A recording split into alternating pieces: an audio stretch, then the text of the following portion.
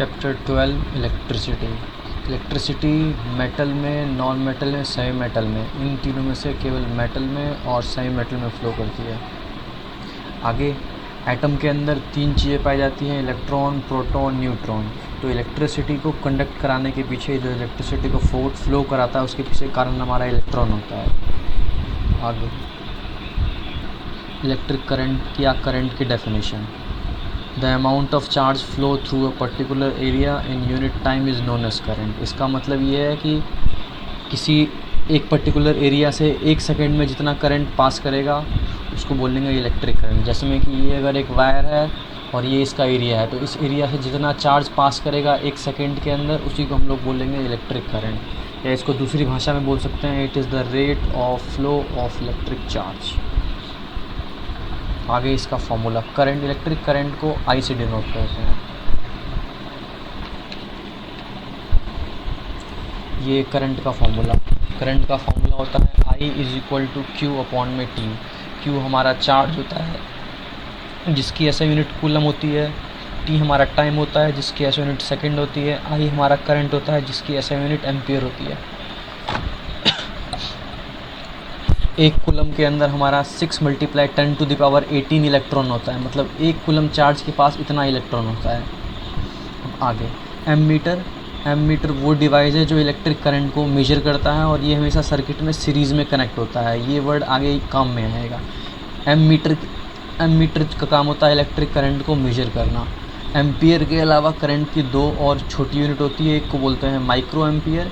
1 micro ampere हमारा होता है 10⁻⁻6 एम्पियर के। दूसरा हमारा होता है मिली एम्पियर। मिली एम्पियर हमारा बराबर होता है 10⁻³ एम्पियर के। Next define 1 ampere. 1 एम्पियर जब होगा जब हमारा I1 होगा। I1 होने के लिए QB1 करना पड़ेगा और TB1 करना पड़ेगा। Q1 करने का मतलब है जो हमारा चार्ज फ्लो कर रहा है वो 1 कूलम होना चाहिए, और T1 का मतलब है टाइम भी हमारा होना चाहिए। मतलब कि जब किसी वायर से एक कूलम चार्ज पास हो यहाँ से यहाँ, और टाइम उसको लगे यहाँ से यहाँ तक जाने में 1 सेकेंड, तो उसको बोलेंगे उसके अंदर करंट हमारा 1 एम्पियर है। जैसे में कि ये इस जगह से चार्ज हमारा पास हो रहा है 1 कूलम, और उसको 1 सेकेंड लग रहा है यहाँ से आर पार होने में, तो उसी को हम लोग बोलेंगे 1 ampere. Next electric circuit. Electric circuit की डेफिनेशन होती है जहाँ पर ये क्लोज्ड और कंटिन्यूस पाथ होता है इलेक्ट्रिक करंट का। क्लोज और कंटिन्यूस। क्लोज मतलब बंद होगा, कंटिन्यूस का मतलब होगा लगातार चलता रहेगा।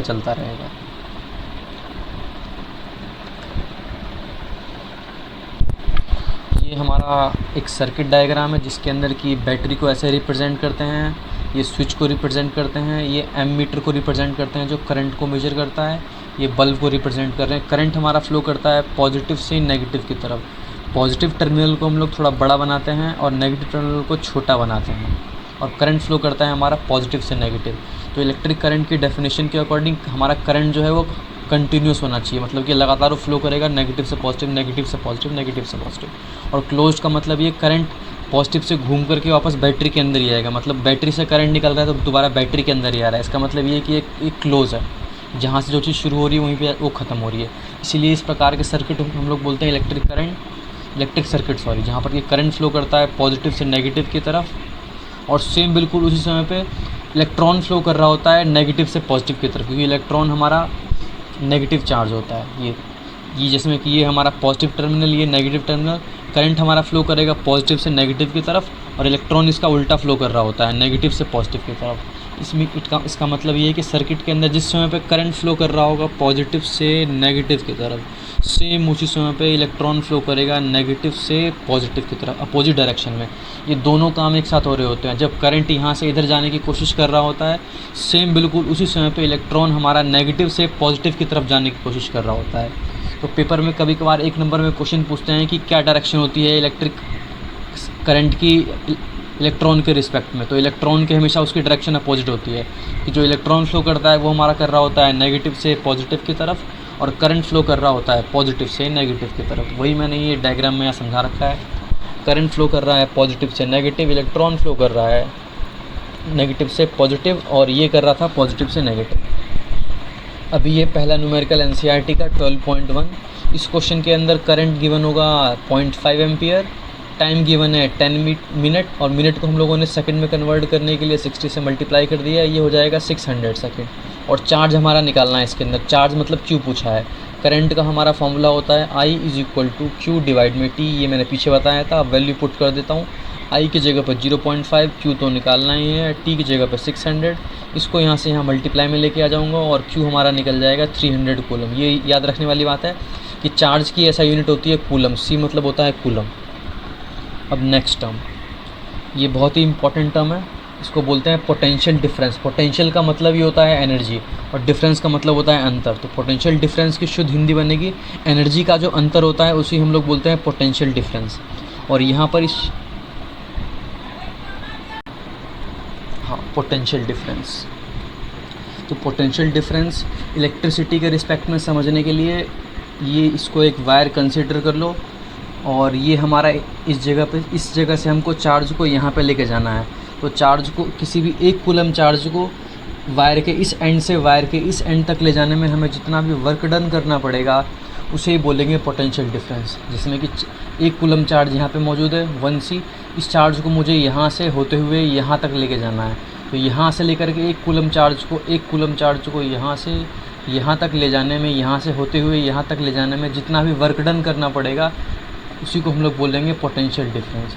1 कूलम चार्ज को यहाँ से यहाँ तक लेके जाने में जितना वर्क करना पड़ेगा, काम करना पड़ेगा, उसे बोलेंगे पोटेंशियल डिफरेंस। वही मैंने यहाँ पर लिखा है, work done, it is defined as work done to move a unit. Unit charge का मतलब होता है एक चार्ज को from one point to other point in a conductor, इसी को बोलते हैं हम लोग पोटेंशियल डिफरेंस। जिसमें कि करंट यहाँ पे हमारा फ्लो करेगा हाई पोटेंशियल से लो पोटेंशियल, तो सेम उसी समय पे हमारा चार्ज भी फ्लो कर रहा होगा इस जगह से इस जगह। तो 1 कूलम चार्ज को यहाँ से यहाँ तक ले जाने में जितना भी वर्क करना पड़ेगा उसे ही बोलेंगे पोटेंशियल डिफरेंस। और ये होता है पोटेंशियल डिफरेंस का फॉर्मूला, वर्क डन अपॉन में चार्ज। ये इंपॉर्टेंट बात है कि हमारा चार्ज हमेशा फ्लो करता है हाई वोल्टेज से लो वोल्टेज। हाई वोल्टेज का मतलब मान लो यहाँ पे 10 वोल्ट है, यहाँ पे मान लो 2 वोल्ट, तो करंट फ्लो करेगा 10 से 2 की तरफ, ना कि 2 से 10 की तरफ। 10 से 2 की तरफ करेगा, ना कि 2 से 10 की तरफ। पोटेंशियल डिफरेंस का फॉर्मूला होता है वर्क डन अपॉन में चार्ज। पोटेंशियल डिफरेंस को V से डिनोट करते हैं, वर्क डन को W से, चार्ज को Q से। इसकी यूनिट जो होती है वो होती है हमारा वोल्ट V, और वर्क डन की यूनिट होती है ऐसा यूनिट जूल। इलेक्ट्रिक चार्ज की तो मैंने पहले बताई थी, C होती है कूलम।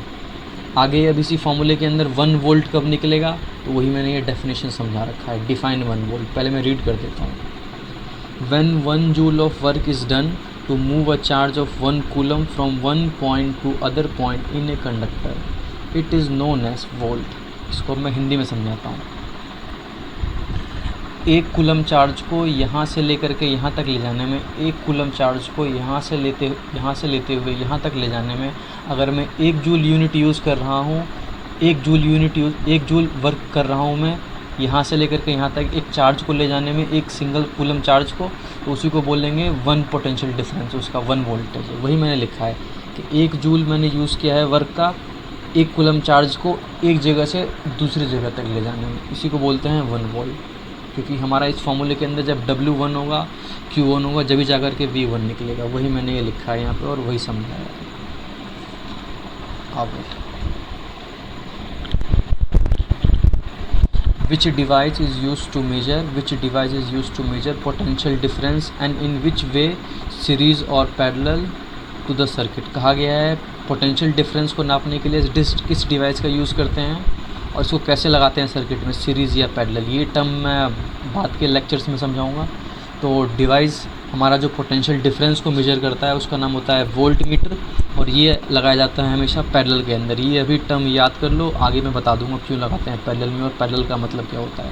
तो जो वोल्टेज को नापता है या फिर जो पोटेंशियल डिफरेंस को नापता है उस डिवाइस का नाम होता है वोल्ट मीटर।